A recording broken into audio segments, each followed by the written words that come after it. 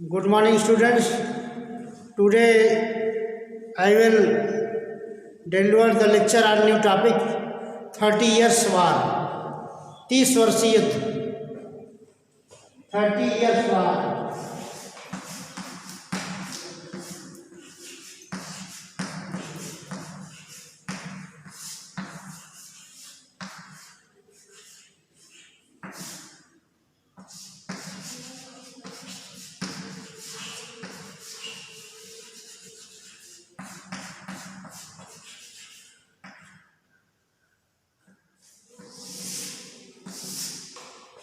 तीस वर्षीय युद्ध, ये प्रश्न भी परीक्षा के दृष्टि से महत्वपूर्ण है और लगभग हर साल पूछा जाता है। 30 ईयर्स वार, तो इसको हमारा लेक्चर सुनिए, इसके बाद जो है इस पर विधिवत तरीके से नोट्स बना लीजिए और नोट्स बना के इसको याद भी कर डालिए, ठीक है, क्योंकि बहुत ही महत्वपूर्ण प्रश्न है या अक्सर पूछा गया है परीक्षाओं में। तो 30 ईयर्स वार, 30 वर्षीय युद्ध। ऑक्सफोर्ड की संधि, जो कि ऑक्सफोर्ड संधि 1555, Oxford treaty which was held in 1555, जो कि ऑक्सफोर्ड की संधि जो हुई थी वह भी कैथोलिकों तथा प्रोटेस्टेंटों के मध्य संबंध स्थापित न कर सकी, क्योंकि समूचा यूरोपीय समाज दो वर्गों में बटा हुआ था। कौन कौन से थे? एक कैथोलिक, रोमन कैथोलिक, दूसरा जो है प्रोटेस्टेंटवाद। तो दो विचारधाराएं थी, एक कैथोलिक विचारधारा थी, दूसरा प्रोटेस्टेंटवाद। कैथोलिक विचारधारा,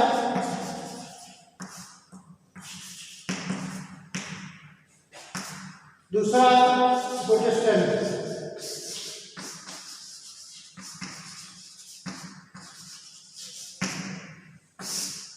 संपूर्ण यूरोपीय समाज दो भागों में बटा हुआ था। रोमन कैथोलिक चर्च की जो विचारधारा थी, रोमन कैथोलिक, एक ईसाई धर्म के अनुयायी रोमन कैथोलिक थे, दूसरे थे प्रोटेस्टेंटवाद, जिसका के विजय बाद में हुआ।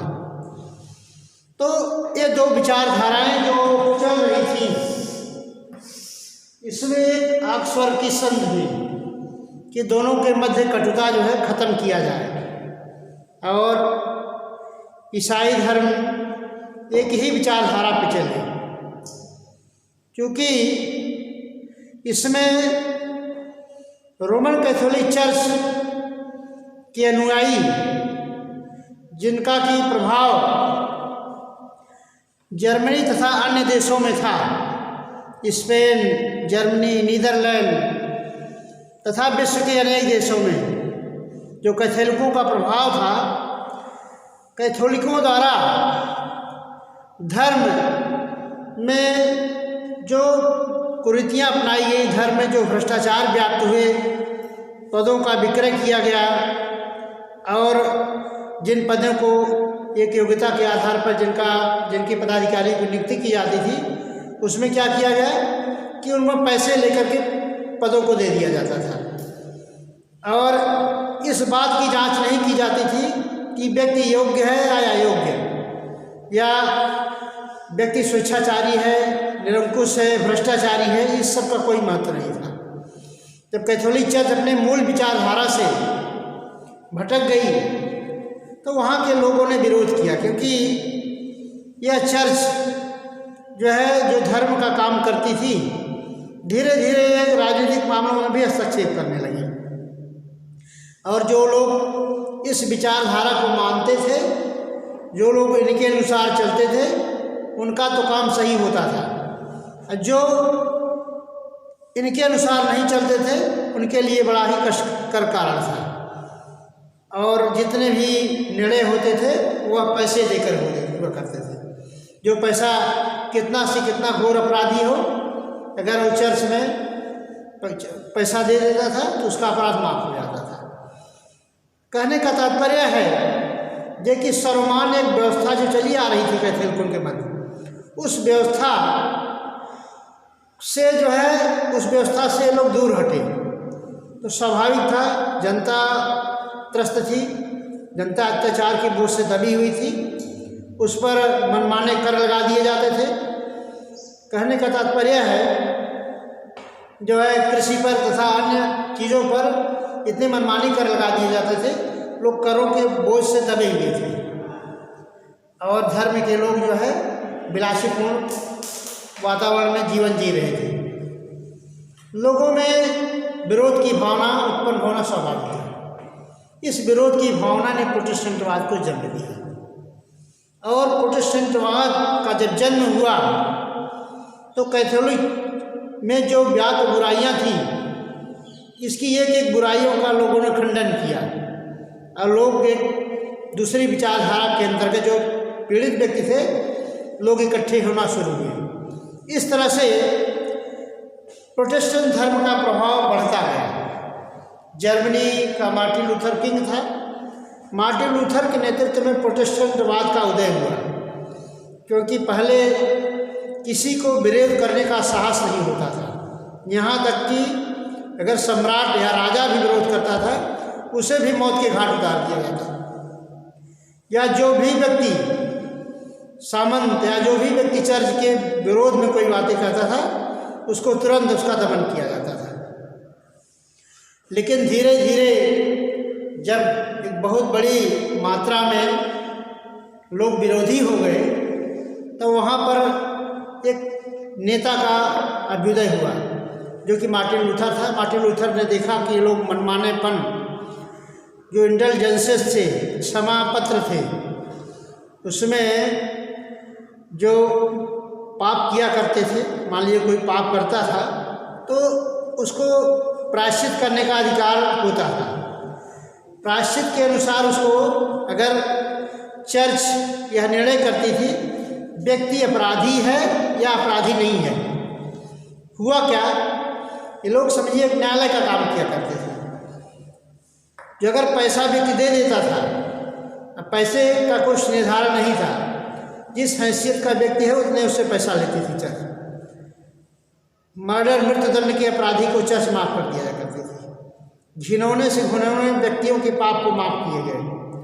लोगों में जो है इनके विरुद्ध विश्वास कट गया लोगों का कि ये लोग चर्च के, रोमन कैथोलिक चर्च का पूरी तरह से ये अपमान कर रहे हैं। और इस तरह से लोग प्रोटेस्टेंटवाद के अंतर्गत इकट्ठे हुए, जिन्होंने प्रोटेस्टेंटवाद को जन्म दिया। तो दो विचारधाराएँ उत्पन्न हुई, कैथोलिक विचारधारा, दूसरी प्रोटेस्टेंट विचारधारा। और जर्मनी में प्रोटेस्टेंटवाद का प्रभाव, जर्मनी में कैथोलिकों का भी तगड़ा प्रभाव था और उसके अगेंस्ट में जो है प्रोटेस्टेंट धर्म का भी उदय हुआ। धीरे धीरे यह जो है आगे भी बढ़ा। स्पेन का शासक जो चार्ल्स पंचम था, चार्ल्स पंचम कट्टर कैथोलिक था और वहाँ पर प्रोटेस्टेंटवाद का भी प्रभाव काफ़ी था। नीदरलैंड, जहाँ की चार्ल्स का जन्म हुआ था, अर्थात धीरे धीरे संघर्ष जो है स्वर्गीय परिवार के मध्य के बीच भी आ गया। मीन्स जर्मनी, नीदरलैंड, इसके बाद स्पेन तथा अन्य अनेक देशों में जहाँ कैथोलिकों का प्रभाव था, क्योंकि विश्व के ज़्यादातर देशों में कैथोलिकों का प्रभाव था। और इस जहाँ जहाँ कैथोलिक का प्रभाव था, प्रोटेस्टेंटवाद का भी विस्तार बढ़ता जा रहा था। पहले जर्मनी, फिर नीदरलैंड, स्पेन, इनके विचारधाराएं भी काफ़ी बढ़ती जा रही थी। और जब फिलिप द्वितीय शासक हुआ, चार्ल्स पंचम, सम्राट चार्ल्स पंचम स्वयं भी एक योग्य शासक था और वह भी कट्टर कैथोलिक था वो भी कैथोलिक धर्म को मानता था, लेकिन प्रजा के बीच सामंजस्य को स्थापित करने के लिए उन्होंने स्पेन के वासियों को उच्च पदों पर नियुक्त भी किया और अच्छे अच्छे पदों को सुशोभित करवाया ताकि समाज में सामंजस्य बना रहे, क्योंकि काफ़ी बड़ा साम्राज्य था। उस साम्राज्य को स्थापित करने की जिम्मेदारी भी इनकी थी, लेकिन प्रोटेस्टेंटवाद के लोग जो है बराबर विरोध किया करते थे। तो इस तरह से नीदरलैंड और स्पेन, नीदरलैंड में बड़ी मात्रा में जो है दमन किया गया, अत्याचार की नीति अपनाई गई। अब बहुत से प्रोटेस्टेंटवादी जो लोग थे उनको मौत के घाट उतार दिया गया। लेकिन फिलिप द्वितीय जब शासक हुआ, फिलिप द्वितीय के समय वो तो अत्यंत ही कट्टर था और उनके समक्ष एक ही लक्ष्य था कि कैसे कैथोलिक धर्म को ऊपर उठाया जाए, कैथोलिक धर्म की प्रतिष्ठा को बचाया जाए और प्रोटेस्टेंटवाद का दमन किया जाए। उन्होंने ऐसी रणनीति अपनाई कि पूरी तरह से प्रोटेस्टेंटवाद का दमन कर दिया जाए और इस तरह से उन्होंने दमन करने की कोशिश भी की। जहाँ जहाँ प्रोटेस्टेंट लोग थे उनके खिलाफ दमनात्मक नीति अपनाई गई, उनके जो अधिकार थे सब निलंबित कर दिए गए ताकि कैथोलिक धर्म की प्रतिष्ठा को पुनः स्थापित किया जाए। लेकिन लोगों में जो विचारधारा फैल गई थी और उससे निजात पाना बड़ा मुश्किल था, इसलिए बहुत लंबा संघर्ष चला। यह लंबा संघर्ष जो है 30 वर्षीय युद्ध के नाम से जाना जाता है। 30 वर्षों तक युद्ध चला कैथोलिकों और प्रोटेस्टेंटों को मध्य और विभिन्न युद्ध हुए। इसके माध्यम से कौन श्रेष्ठ है यह अंत तक स्थापित नहीं हो सका। दोनों के मध्य संघर्ष बढ़ता ही गया, घटा नहीं। तो इसके कई कारण बताए जाते हैं, जैसा एक धार्मिक कारण। पहला कारण था इसमें धार्मिक कारण।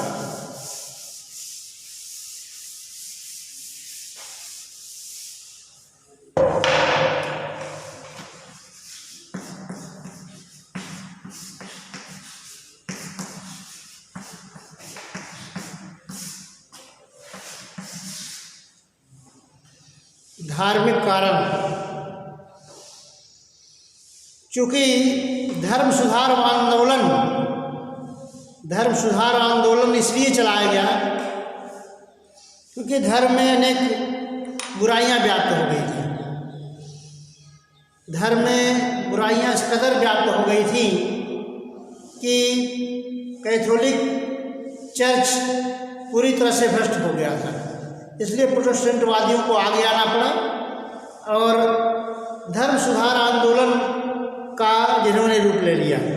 मार्टिन लूथर किंग के नेतृत्व में जो धर्म सुधार आंदोलन की शुरुआत हुई थी, बाद में उसका प्रभाव नीदरलैंड और जर्मनी का एक बड़ा भूभाग था ही, नीदरलैंड, स्पेन तथा विश्व के अनेक देशों में उसका प्रभाव फैला।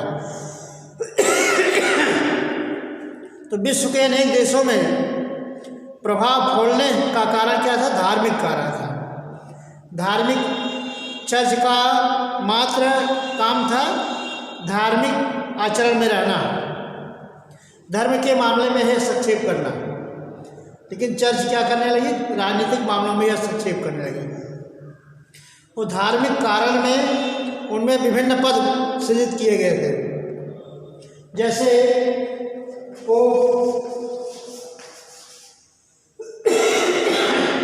दूसरा cardinal,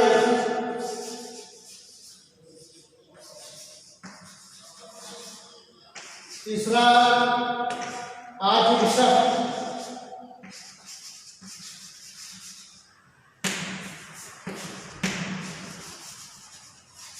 bishop,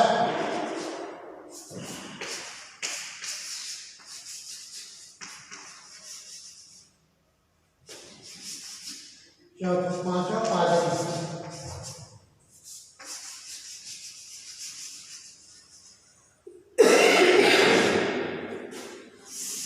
pope, cardinal,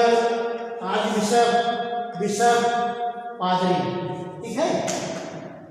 pope संपूर्ण यूरोपीय समाज का एक पोप होता था, ठीक, जो कि सम्राट का सबसे बड़ा, धर्म का सबसे बड़ा अधिकारी होता है। उसके नीचे कार्डिनल होता है। कार्डिनल मीन्स ये राज्य में एक होता था, तो एक राज्य में एक कार्डिनल होता था।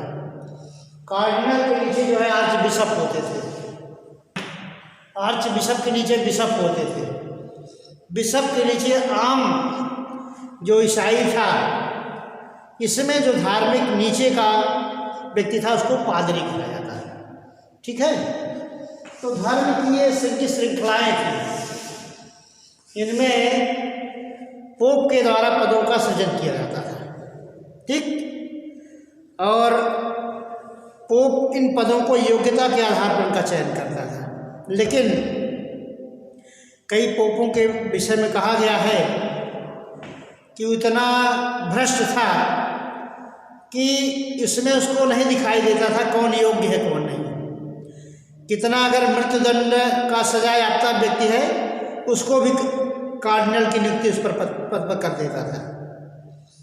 दूसरा आर्च बिशप, बिशप, पादरी, जैसे अगर कोई व्यक्ति समाज का एक दुर्दांत अपराधी हो, उसको पूरा समाज यह जानता हो कि वो अपराधी है, अगर उस व्यक्ति को किसी धार्मिक पद पर रख दिया जाएगा तो जनता उसका कैसे अनुकरण करेगी, जनता मानने से इनकार कर देगी। तो इन पदों पर, क्योंकि धर्म के लोगों पर आस्था होती है, जो धार्मिक पद है लोगों की आस्था होती है कि फला है, पादरी है, जो है कार्डिनल है, या आर्च बिशप है, मतलब बड़े महंत हैं, छोटे महंत हैं ना, उनका उनकी योग्यता के अनुसार आदर सत्कार होता है इस तरह से।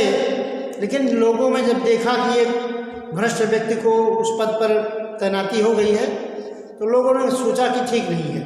इसके बावजूद भी मान लीजिए ठीक है, नियुक्ति हो गई, नियुक्ति के बावजूद भी वही वो काम किया करते थे। कितना बड़ा से बड़ा आदमी अपराध करके आता था, क्या करता था कि क्षमा पत्र होते थे, भर दिया कि उसको 50,000 रुपये, ठीक है, उसका कोई भी अपराध माफ कर दिया। धीरे धीरे समाज में इनके प्रति जो एक अच्छी धारणा थी, धीरे धीरे लोग उससे विमुख होने लगे, और जो विमुख होते थे उस पर अत्याचार किया जाता था।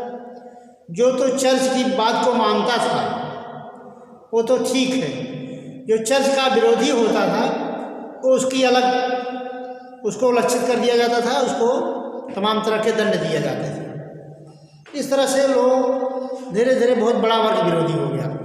तो धर्म सुधार आंदोलन जो हुआ इसी नाते हुआ कि धर्म में जो इन कुरीतियाँ थी उन कुरीतियों को दूर करने के लिए एक आंदोलन चलाया गया। लोग इकट्ठा हुए, लोगों ने कहा नहीं, चर्च का जो मूल स्वरूप है अपने में उसको रहना चाहिए, और इस उद्देश्य से चर्च भटक गया है। इस तरह से धार्मिक कारण जो है यह भी 30 वर्षीय युद्ध का एक कारण है, ठीक है। दूसरा कारण है आर्थिक कारण, दूसरा रीजन है आर्थिक कारण।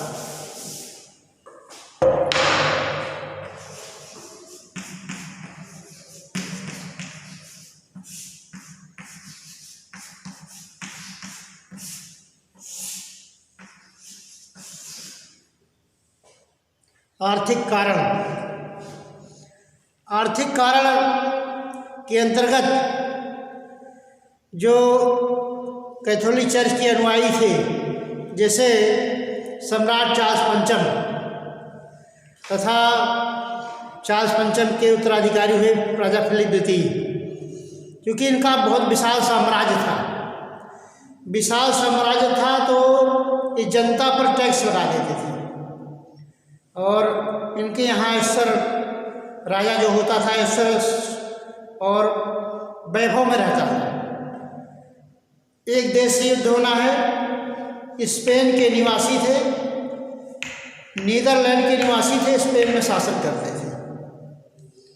अब नीदरलैंड के विद्रोह का दमन करने के लिए या फ्रांस के विद्रोह फ्रांस के युद्ध को दमन करने के लिए स्पेन से के लोगों पर कर लगाया जाता था ना।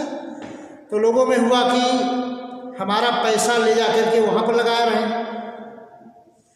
तो करों का जो अतिरिक्त बोझ लगाया गया वह जो है समाज के कल्याण तथा समाज के विकास को अवरुद्ध कर दे, और व्यापारियों के बहुत बड़े वर्ग पर कर लगाया गया।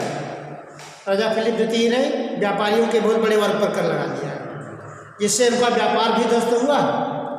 जो व्यापार में अपनी लाभ कमा रहे थे, मुनाफा कमा रहे थे, इतना ज़्यादा टैक्स लगा दिया उन्होंने कि व्यापारियों ने व्यापार करना छोड़ दिया।